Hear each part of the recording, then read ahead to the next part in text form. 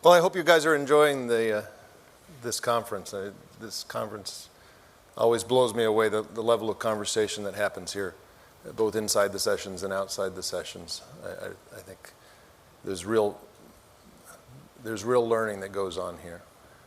And as a former professor, I appreciate that. But, you know, it's morning and we're all a little bleary-eyed. Has this ever happened to you? Has it ever happened to you, maybe this morning, you wake up in a strange place and you say, where am I? I'm in the Industrial Revolution. I remember. Yesterday I was in the machine. Today I'm in the Industrial Revolution. And then what's the next thought that pops in your head? I'm late. Too much enjoying Boston last night, right? She seemed like such a nice young lady, didn't she? Let's get back to her in a little while.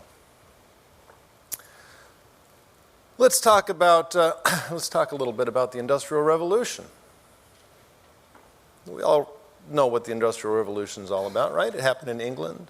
It's got something to do with textiles. It's got something to do with steam engines, factories, something about changing the world, right? Well, if you look into the detail of the technologies, there's a little more complex than that. There's one track of textiles being automated, going from spinning wheels, cottage industry, to automation, using the energy sources of the day, which were water and horses. And then an entirely different track, very primitive steam engines pumping water, benefiting from improvements in materials, and gradually getting better and better until you could practically put them in to replace the other energy sources. This is one of the critical components of the Industrial Revolution. When a fellow named Watt created a much better, much more efficient steam engine than had ever been seen before. That was really the stage where people started to go, oh, this is going to change things. We're really going to have to start getting serious about this. We know what this looks like, right? If we were to put this on a modern graph, we'd say, oh yeah, that's an S-curve, disruptive. This is the sort of thing we want to ride up. This is starting to look familiar, right? Now let's step back. Let's look away from the technology. Let's try to figure out what was happening in the 1700s that would facilitate this sort of revolution. Well, what was happening was that the demand for coal in the developing world was rising. And England had a great source of coal, so they were digging their mines deeper and deeper, and this being England, they were flooding. So they needed some way to get the water out of the mines, and they didn't want to do it manually. So they started to develop these very primitive machines that could pump a little bit of water out of the bottom of the mine. At the same time, England was suffering from an import problem. At the time, about a third of the textiles in the world were made in Europe, a third in China, which was quite distant at that point, and a third in India, which had a pretty close relationship with England. And India was exporting huge amounts of textiles to England. So the British Parliament decided that they were going to do something about that, and they started to become protectionist. And so that changed the business environment. You combine that with changes in technology during the Age of Reason, and you can see where things started to heat up. Does this look familiar? Yeah, it looks really familiar, right? Those deep coal mines look a lot like our advances in oil, right? Maybe deep water oil platforms. Right now, we don't usually talk about protectionism. We talk about deprotectionism. Why did the textile industry recently all go to China? Well, because there was no more protection, right? And we all know about the technology that we're facing.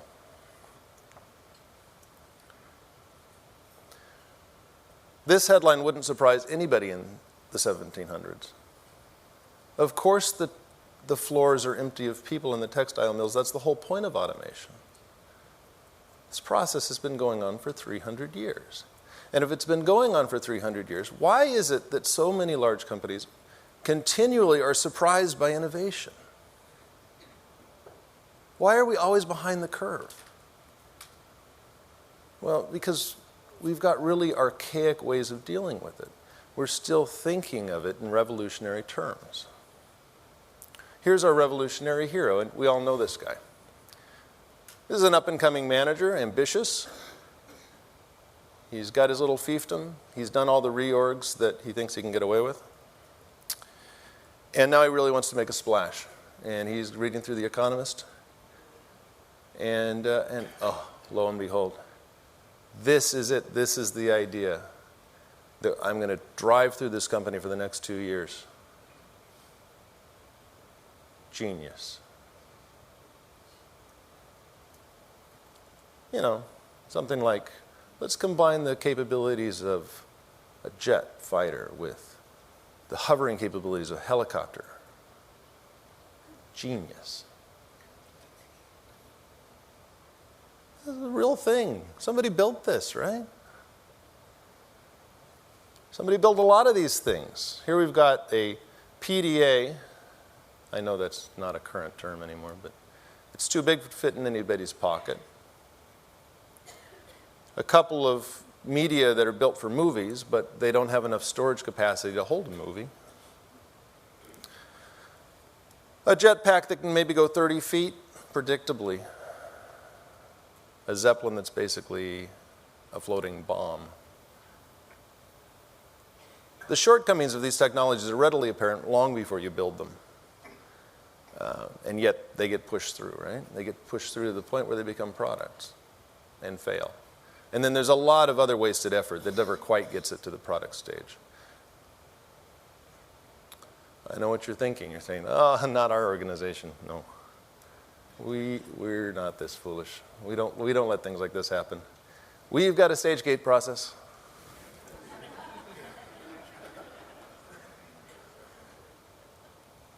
Stage gate process is built to destroy this sort of idea, right? It's not built to generate ideas.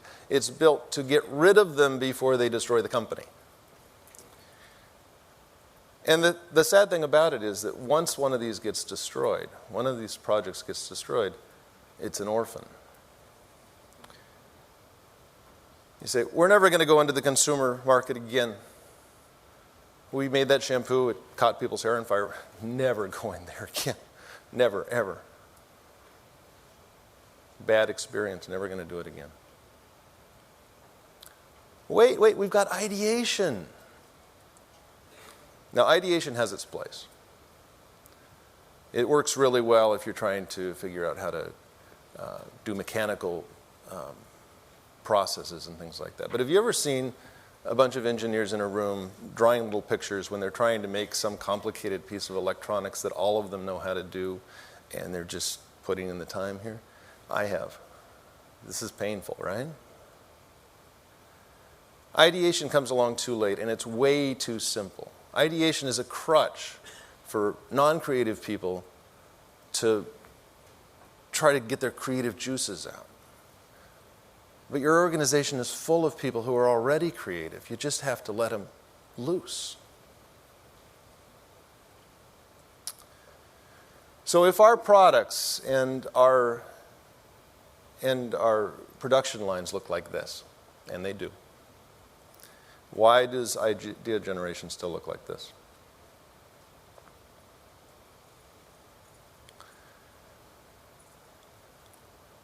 So we all know revolution is messy, right?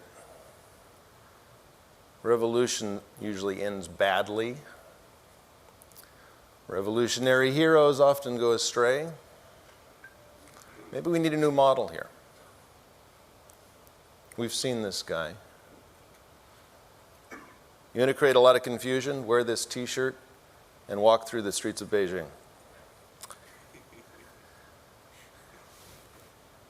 Who is this guy? Rob showed him yesterday. It's Darwin. All right. So what would Darwin do here? Well, we got to be flexible, right? Rob pointed out you've got to be flexible. It's not enough to be strong. And in order to be flexible, you have to know what's going on. You can't just know what's in your industry. You have to know what's in the surrounding industries. What's going on that's going to disrupt your world? It could come from anywhere these days. There's activity everywhere. It's not simple, a few people who know thermodynamics as it was in the 1700s. The whole world knows thermodynamics. Almost anything could happen, right? You want your whole organization to be able to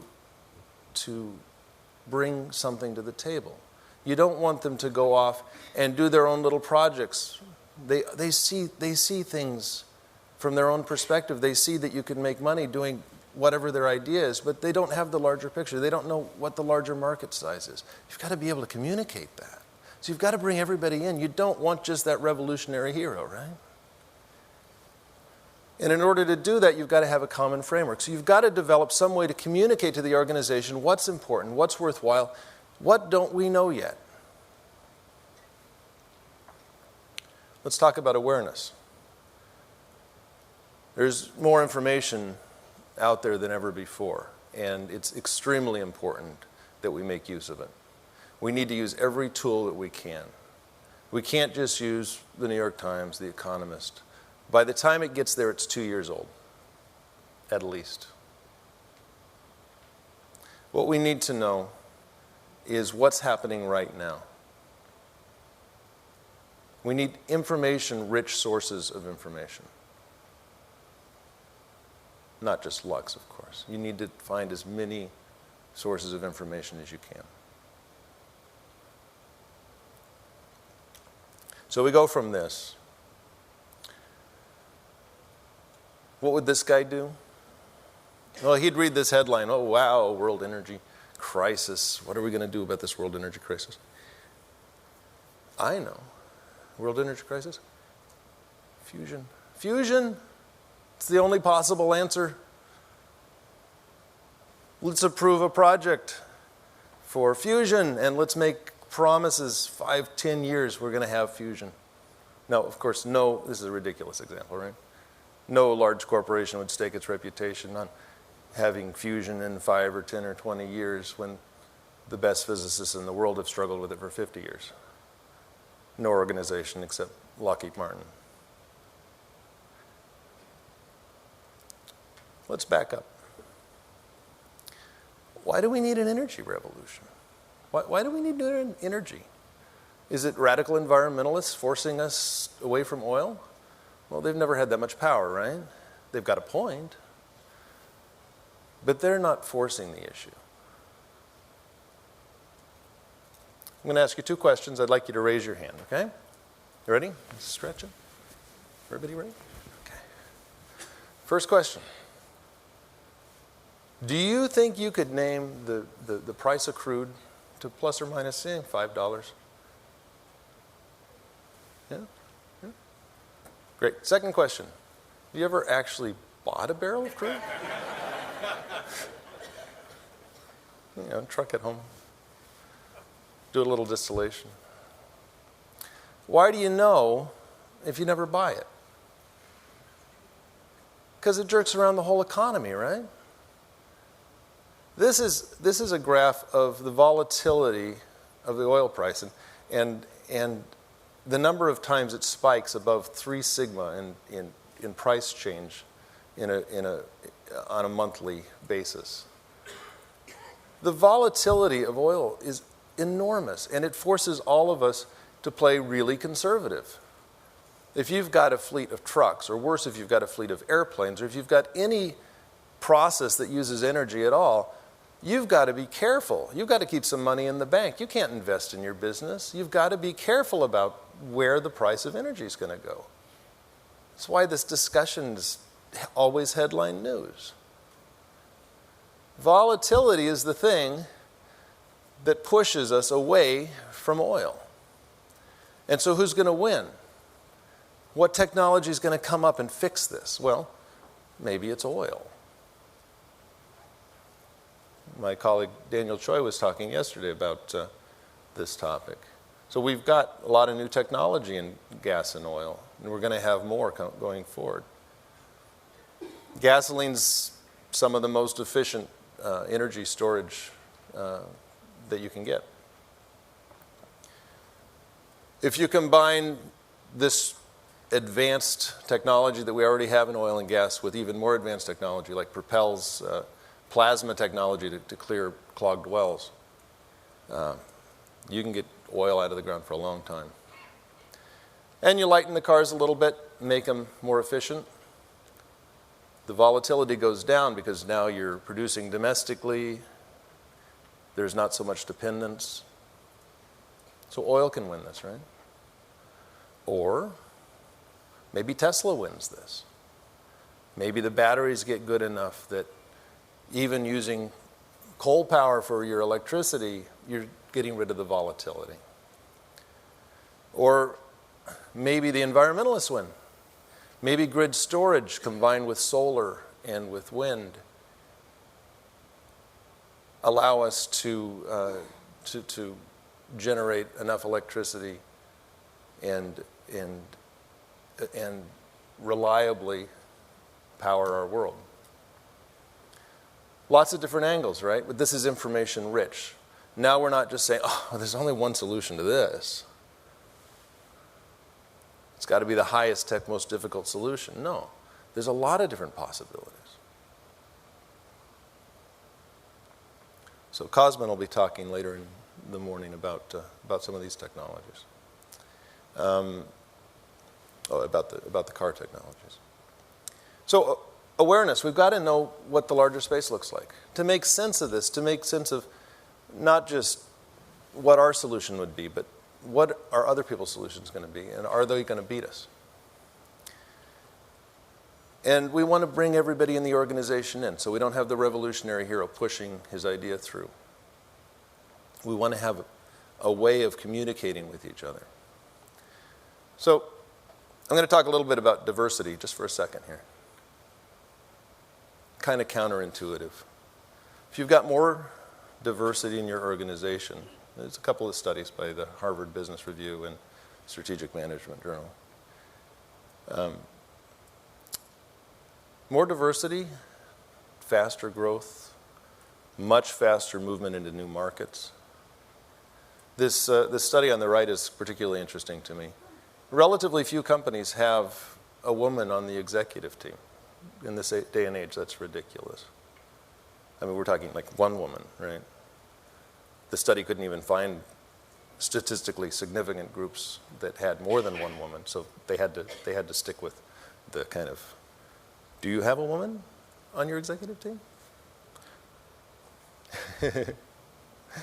So, if you do have a woman on your executive team, your organization is worth about $40 million more if it's a larger organization. But this increase is only significant in one set of industries. Innovation industries. Why should it make a difference in innovation? That blows away a lot of stereotypes, doesn't it? Why should innovation be the area where having a woman in the executive team matters? But what does diversity do? This isn't an HR talk. Well, it does a lot of things, but one of the things it does is it forces us to communicate differently. If everybody on the team is part of the same frat, you don't really have to say much to communicate, right? All you have to say is, no, I'm not going into the consumer industry, hair on fire. That's it, right? You don't have to explain the history or what happened or anything like that. You just look at each other and go, oh, I'm not doing that again. But if you've got a diverse group and you don't know where they all come from and you're not sure what their perspective is, you start to communicate more completely because you don't have this shared experience. And when you start to communicate more completely, the holes in your argument become very, very obvious very quickly, right? Either you find them yourself, because as you write this out, you're like, oh, wait, maybe, maybe that one experience wasn't enough to keep us out of the consumer industry for the next 50 years. Or someone else pokes holes in it because they have a different life experience. They know something you don't know because they see life from a different angle. So that's why it matters that we bring as many people in the organization as possible into the decision-making process. And that brings us to my third point. How do we build a communication platform that anybody, not somebody in upper management, but an engineer or a chemist or a physicist can look at and say, I think I might have an idea to fix this. If this is what's important to the organization, if this is something that would actually move the needle on our billion-dollar goal, I think I can do that. You want people like that knocking on your door, right? So I showed this earlier. This is Watt improving the steam engine. And this is kind of Monday morning quarterbacking, to use a sports term. It's obvious in retrospect that the efficiency of your steam engine matters, right? You can't just be shoveling huge amounts of coal for a tiny amount of energy. So this megajoules per kilogram of coal is a critical vertical axis here. That's the thing that starts the ball rolling. But before the fact, would that make any sense? I mean, could you make any sense of where you needed to go before Watt came along and sped this process up? Well, here's kind of a generic version of this. You've got a technology metric, maybe it's efficiency, on the vertical axis. So you can actually measure progress. And you've got technologies trying to speed along, trying to get better. What are we missing here? I mean, this is the Watt graph, right? This isn't helping us yet.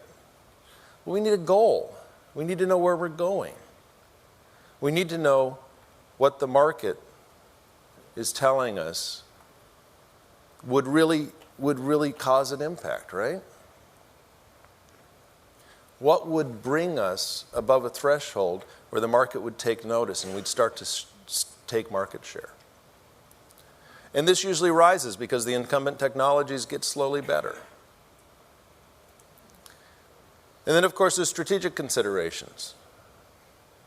If Congress decides to outlaw all coal-burning plants, then, yeah, solar's going to have a much easier time of it, right? That'll drop the line a little bit. But now we've got a way of communicating. We've got a way of saying, this is the kind of market we'd like to see. This is how to get there. Sometimes this is really predictable. You can set your watch by Moore's law, right? Every time you get a little increase in the number of transistors on your chip, you've got a new possibility for products. You can go into the future. I've got 2019, first emergency response robot. It's pretty predictable, right? Somebody's out there building it. They just need a slightly more powerful processor to make it work quickly enough, right? Sometimes it's not so predictable. Very, very few futurists saw an airplane in the near future at the end of the 19th century. And they predicted a lot of things. They predicted all sorts of war machines that happened in World War I, and they predicted agricultural revolutions and many, many other things accurately. And they didn't see the airplane for a couple of reasons. First of all, it wasn't fashionable to say people were going to fly like birds. People had been failing at this for centuries, right? But also, it's really, really hard to define that vertical axis. How do you define it? Well, there were a couple of people who knew, right? The first thing you need is power. And the Industrial Revolution had provided that in a primitive way. And by the end of the 19th century, we were starting to see internal combustion engines. We're starting to see lighter power plants.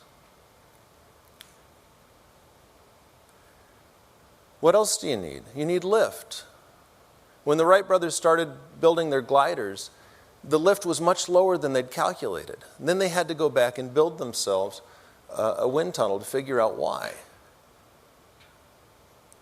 And then what's the final thing that they really excelled at? Control. They realized that an airplane doesn't fly like a boat. It doesn't turn like this. It turns like this. And nobody else had gotten that. Nobody else had intuited it. So were they super geniuses? No, they weren't super geniuses. They flew a bunch of kites. They figured it out. They did the experiments. But they knew what the vertical axis was. And in taking the time to define that vertical axis, they shot way ahead of everybody else. I'll show you an example from a recent report. Wastewater technology. Wastewater uses some 3% of all electricity generated around the world. It's a ridiculous amount. And the OpEx for these plants is really high because of the electricity use, because of the sludge generation. You got to dispose of this stuff somehow.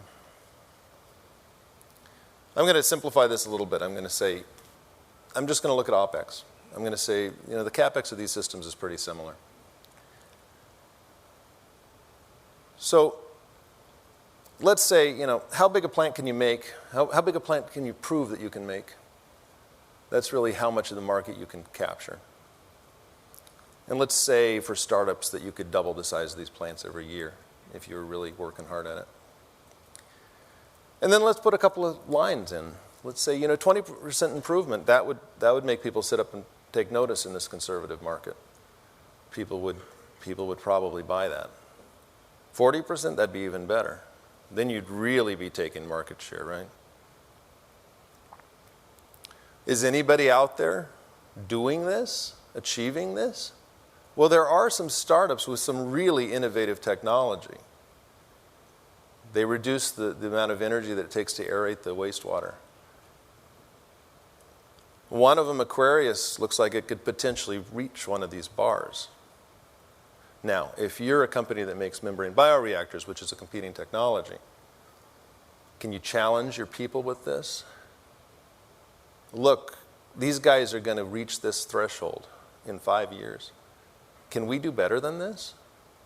And if the answer comes back, no, we can't do better than this for this reason and this reason and this reason, maybe you better be talking to Aquarius, right?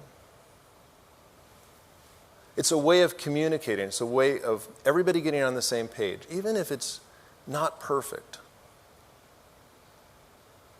It's a way of getting everybody to understand, this is the size of the market. I got it up there in the upper right. And this is what a win looks like. Everybody understands it, everybody can play. Once you do that, you can start to use more complex strategies and use them consciously. I'm going to go through 5. I'm going to highlight some technologies while I do it. The first one is the genius.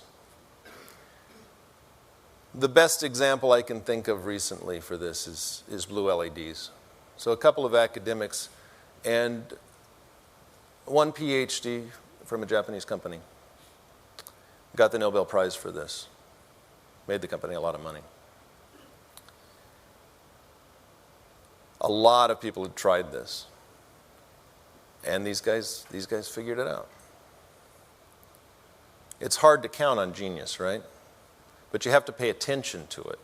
Because there's startups out there that are going to make the lithium-ion battery look sick. They're going to double the storage capacity. And you need to know whether they're doing it or not. It's really, really hard organizationally to bet on genius. Because by the time the genius comes along, usually there have been failures for decades. We may be within a few weeks of someone landing a first stage rocket back on a platform and saving themselves a huge amount of money in rocket launches. But we've had literally decades of failure in reusable rockets. So let's say that's a little scary, right? A lot of organizations don't want to do that. So this is a strategy I call the gambler. The gambler doesn't care what technology wins.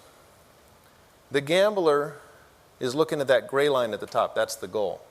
That's the point at which, when a technology trips that line, money starts getting made. There's the gambler right there. Doesn't care which technology wins, because the gambler's strategy is to make sure it doesn't matter to them. Maybe they're a material company. They're a little conservative. They're not going to get 90% of the money. They're going to get 10% of the money. But they're going to get something out of this. So let's go back to our energy example. We saw oil could win, right?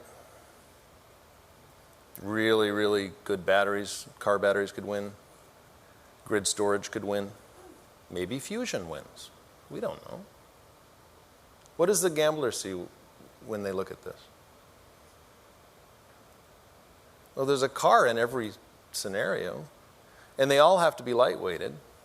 Let's lightweight the cars. Let's make materials that lightweight the cars. Are you going to get a huge amount of money from that? No, but it's a safe bet, right? So I don't want to give the impression that this is always a safe bet. Sometimes the gambler is willing to take a risk. So we all know there's going to be robots in the future, right? Probably really sophisticated, mind-blowing robots. And I don't think any of us is smart enough to figure out what those are going to look like. I mean, are they going to look like C-3PO? Are they going to be inflatable? Who knows? We don't know. So the gambler says, I'm not that smart. I'm not a genius. I'm not going to try to figure out what the whole robot looks like. I'm going to look at machine vision. Now, is this a super safe, super conservative thing to do? No. No, it's not. Because you can still lose, right? You can bet on the wrong vision system, and you can be bypassed. But the risk is at a much lower level than if you were betting on the whole robot. Because if you choose the right vision system, the robot makers, the geniuses, are going to be knocking on your door saying, you know, I need an eye for this robot I'm trying to build. So this is a report that we put out on the universities that are working on machine vision. But there's also startups, lots of different startups, depending on your application. That's the gambler. Inside job. Now, these guys are smart and they've done a lot of work, but they're not genius. Fast followers, another word for this.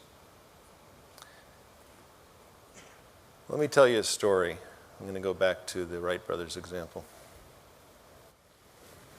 The Wright brothers in 1903 flew their plane. Pretty soon they started flying for the public and created quite a splash. And they went to Europe, where there'd been quite a few people trying to fly for quite a while, and they'd made a lot of progress. And in 1908, they flew for these European flying clubs who'd never actually flown. And there was a Frenchman in the crowd, a guy named Leroy. I'm probably mangling his name, but he saw what it looked like to fly. He already had his power plant. He already knew most of the things that he needed to know. But understanding how the plane banked, he suddenly understood that the Wright brothers had intuited this control issue that nobody else had quite gotten their head around, right? It's not safe to fly a plane unless you've got perfect control over it. The Europeans had done a lot of work. They were way ahead of the Wright brothers in a lot of different ways, but they hadn't gotten their head around that. So the inside job is you get that critical component. A year later, Leroy flies across the English Channel. The headline was, "England is no longer an island." The Wright brothers sold 10, 15 airplanes to the U.S. government. They were eventually grounded because they were considered unsafe. Bloroy's company SPAD, have you ever heard of SPAD? Sold 14,000 airplanes during World War I.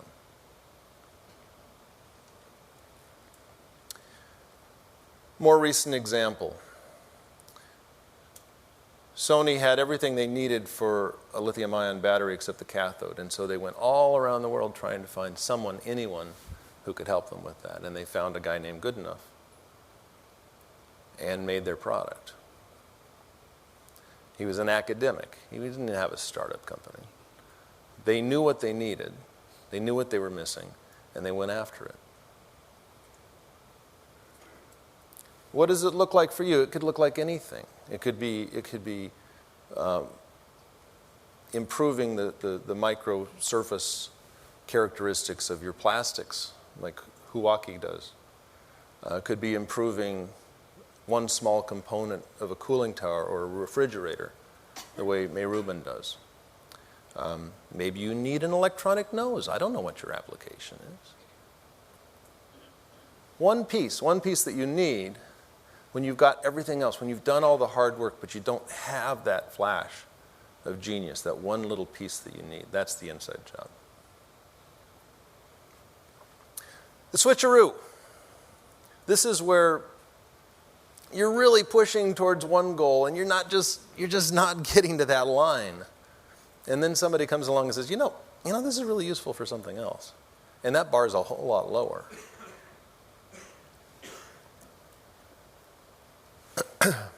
I don't know if Viagra is the best example for this, but I'll go with it anyway. Viagra was originally a heart drug, and in trials they found it had a really unusual side effect. And they knew what to do with that, right? I'll give you another example. There's a company, Aquaporin. They just raised $15 million from mostly Chinese investors. The Chinese are crazy about membranes right now. This is a membrane company that embeds natural proteins in membranes, in artificial membranes. Really interesting stuff. The proteins that they use are called aquaporins, and their job is in the cell wall to pass water back and forth really fast without passing the ions back and forth that would disrupt the equilibria that the body needs. This is a really, really tough market. We're talking desalination here. The competition, Dow, GE, they're making incumbent membranes for $1 per square foot. You think these guys are going to pull that off? They're putting proteins in an artificial wall. And thermodynamically, there's a limit to how much better you can make membranes. Even if you made a membrane that was 300% better than the incumbent membranes, your plant efficiency for seawater desalination would only increase about 10%. There's just certain energy requirements for the system. So the bar is really, really high for these guys to get their costs low enough and to get their efficiency high enough. But at the same time, this combination of putting a protein in an artificial membrane has a lot of possibilities. There are a lot of proteins in our bodies and in other creatures' bodies that move things back and forth inside and outside the cell. And it's not just water. They move lots and lots of interesting things. We could use this technology with the right proteins, natural proteins, to move metals, to move antibiotics, to move sugars that cannot be separated by any human technology at the moment, to fish for specific pharmaceuticals that right now can't be separated from the soup efficiently, to replace affinity chromatography with a system that doesn't need any chemicals to flush it out. You just back flush with water. There's a huge amount of possibility here. But Aquaporin doesn't get it yet. Aquaporin's still going for the obvious target. Everybody knows the world needs to be saved with desalination, right? So somebody ought to buy this company and say, you know what? You're not a desalination company anymore. Let's do something higher value. All right, so that's the switcheroo. And I'll just do one more, the cold case. And I left it for last because it kind of brings together some of these concepts. In forensics, cold cases are really, really difficult things, right? You dust off an old case, and you do your best to see something that the original investigators didn't see.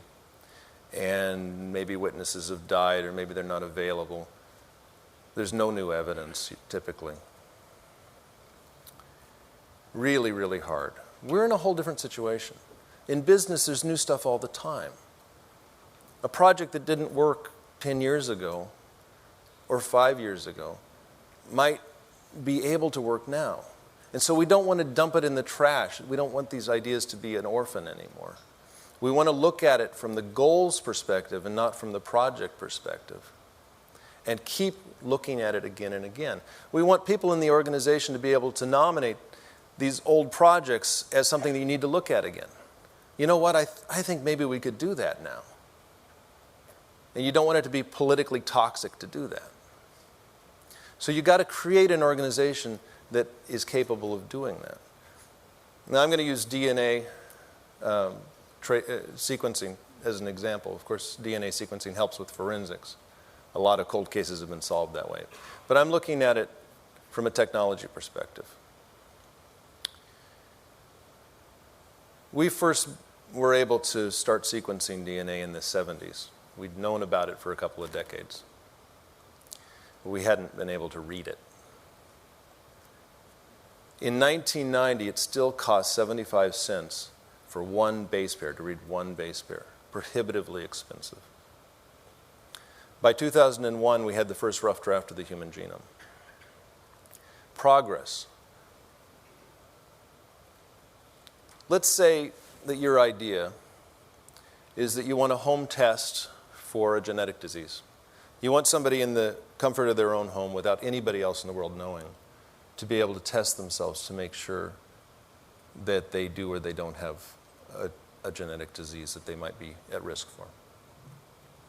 It's a perfectly legitimate product, right? Are we there yet? Well, not quite. But this is worth revisiting and revisiting and revisiting, right? Just last year, they started tests on a handheld sequencer. It's desperately inaccurate. We're not there yet.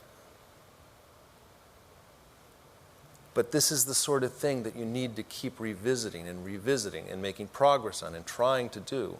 And when you fail, you let it rest, and then you nominate it to look at it again, because you don't want to leave it in the trash. This is a legitimate idea, right? All right, so to review. This process has been going on for 300 years. The rules are exactly the same as they were then. There's a lot more people playing by those rules. That's why we're late, right? We have to play smart. To do that, we have to turn our revolutionary thinking, damn the torpedoes, full speed ahead, right? Into evolutionary thinking. We need to be aware of all the things that are coming, and there's a lot of them. And we need to include as many people in the process as possible. That means that we need to have a common framework. And the common framework means that we know where our technology is. We know what that vertical axis looks like. We've defined it. You know, most of the work is in defining that vertical axis. That's what made the Wright brothers succeed. They knew what 3 things went into their vertical axis. And you have to know what the goal is. You have to know what would move the bar. What would be significant. And you need to be able to communicate that with everybody in the organization. And if you do that, then there's a lot of things that you can start doing consciously that at the moment are just anecdotes, right? You can start saying, no, you know what we're going to do? We're going to do the switcheroo. We're going to play the gambler on this one. This is too dangerous. I don't want to do the whole system. Let's just do the critical piece that we know is in common. All right, go to it, and have a great day, guys, okay?